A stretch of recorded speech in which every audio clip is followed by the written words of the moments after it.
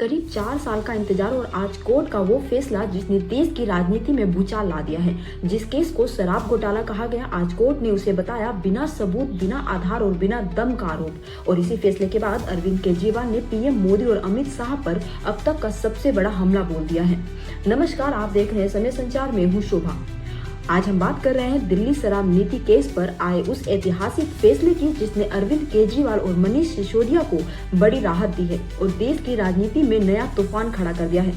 दिल्ली की Rouse Avenue court ने आबकारी नीति मामले में अरविंद केजरीवाल, मनीष सिसोदिया समेत 23 आरोपियों को पूरी तरह आरोप मुक्त कर दिया है। कोर्ट ने अपने करीब 600 पन्नों के फैसलों में साफ कहा है कि मामले में इतनी भी सबूत नहीं है कि मुकदमा चलाया जा सके। यानी जिस केस को लेकर 4 साल तक ईडी, सीबीआई और जांच एजेंसियां लगी रही, कोर्ट ने उसे प्रथम दृष्टया ही खारिज कर दिया है। कोर्ट के फैसले के बाद अरविंद केजरीवाल ने पीएम मोदी और अमित शाह पर सीधा हमला बोला।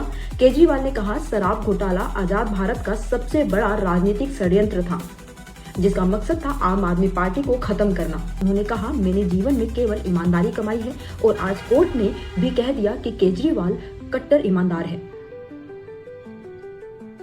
केजरीवाल ने बताया कि कोर्ट ने सारे सबूत और गवाहों के बयान देखने के बाद कहा है कि मामला इतना कमजोर है कि इसमें मुकदमा तक चलाने लायक सामग्री मौजूद नहीं है। यानी अगर केस चलता भी तो 15-20 साल तक मुकदमा चलता, लेकिन कोर्ट ने पहले ही कह दिया केस ही फर्जी है। अरविंद केजरीवाल ने कहा कि दिल्ली की सत्ता पाने के लिए पीएम मोदी और अमित शाह ने राजनीतिक साजिशें रची हैं। उन्होंने कहा है कि अब उन्हें पूरे देश से माफी मांगनी चाहिए। केजरीवाल ने आरोप लगाया कि भाजपा दिल्ली में आम आदमी पार्टी को चुनाव में नहीं हरा पा रही थी, इसीलिए राजनीतिक साजिशें रची गई। न्यायालय ने, हमारे जस्टिस सिस्टम ने इसमें एक बहुत ऐतिहासिक फैसला दिया है। इसके लिए मैं जुडिशरी का बहुत बहुत धन्यवाद करना चाहता हूँ, जज साहब का बहुत बहुत धन्यवाद करना चाहता हूँ। आज के इस माहौल में जब सारी संस्थाओं को, सारे अथॉरिटीज को डराया जा रहा है, धमकाया जा रहा है, ऐसे में इतना बड़ा न्याय करने के लिए जज साहब ने वाकई बहुत हिम्मत दिखाई है। मैं उन सभी वकील भाइयों का धन्यवाद करना चाहता हूं जिन्होंने एक एक कदम हम लोगों का साथ दिया, हमारी ये लड़ाई न्यायालय में लड़ी। मैं खासकर नाम लेना चाहता हूं, अभिषेक मनु सिंघवी साहब का धन्यवाद करता हूं, हरिहरन साहब का धन्यवाद करता हूं, रिबेका मैडम का धन्यवाद करता हूं, विक्रम चौधरी जी का, दयान कृष्णन जी का, रमेश गुप्ता जी का, शादान का, मोहित माथुर जी का, विवेक जैन, रजत, मोहम्मद इरशाद, करण, मुदित जैन और भी कई नाम है। अगर मेरे से कुछ रह गए हो, बहुत सारे वकीलों ने हमारा साथ दिया। और उन सारे देश भर के लोगों का जिन्होंने पिछले 4 साल से जिस तरह से हमारे ऊपर अत्याचार किया जा रहा था, इतने कठिन समय में हम लोगों का साथ दिया, उनका धन्यवाद करना चाहता हूं। आप जान रहे हैं कि किस तरह से पिछले 4 साल से ईडी को, सीबीआई को, सारी संस्थाओं को इस्तेमाल करके हमारे ऊपर एक शराब घोटाला नाम का एक आरोप लगाया गया। सीबीआई ने, ईडी ने उसमें चार्जशीट फाइल की। आज कोर्ट को प्राइमा फेसी ये निर्णय लेना था कि क्या सबूत और गवाहों के बयानों के आधार पे सफिशिएंट मटेरियल है कि इसमें मुकदमा चलाया जाए। अभी मुकदमा चला नहीं था। कोर्ट को यह निर्णय लेना था कि क्या मुकदमा चलाने लायक सफिशिएंट मटेरियल है, और कोर्ट ने लगभग 600 पेज के आदेश में सारे सबूतों और सारे गवाहों को मद्देनजर रखते हुए ये कहा है कि इतना भी सबूत नहीं है, इतने भी गवाहों के बयान नहीं है, एक निक्का सा भी सबूत नहीं है कि इसमें मुकदमा तक चलाया जा सके।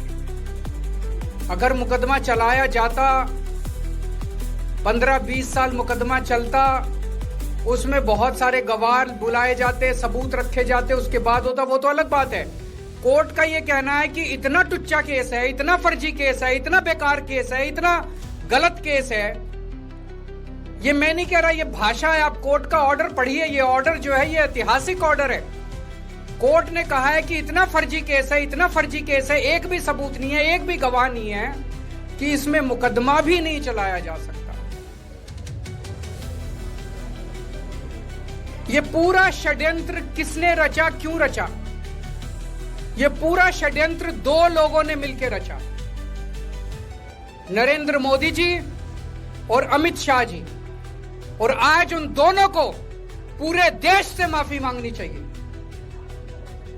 उन दोनों ने मिलकर षड्यंत्र रचा कि आम आदमी पार्टी को खत्म किया जाए, आम आदमी पार्टी को बर्बाद किया जाए।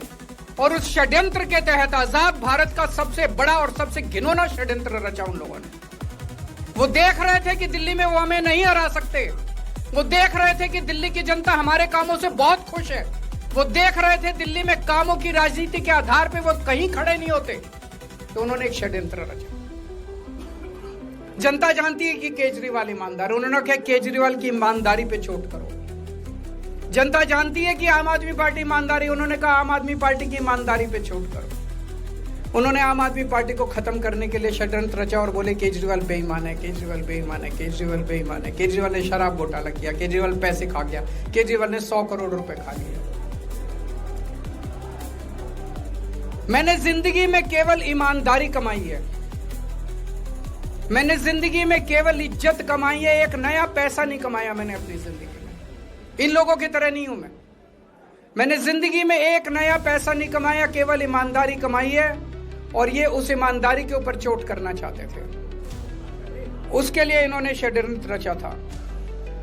आज कोर्ट के ऑर्डर के बाद ये साबित हो गया देश के सामने, केजरीवाल कट्टर ईमानदार है, मनीष सिसोदिया कट्टर ईमानदार है। केजरीवाल ने कहा, मैं कोई नेता नहीं हूँ, मुझे बेईमान कहे जाने से फर्क पड़ता है। उन्होंने कहा, जब तक मैं कोर्ट से निर्दोष साबित नहीं हुआ मैंने चुप रहना बेहतर समझा।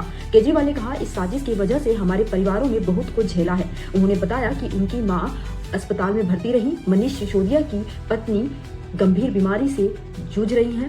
केजरीवाल ने भाजपा पर आरोप लगाते हुए कहा कि 1 साल में भाजपा सरकार ने दिल्ली का बेड़ा गर्क कर दिया है।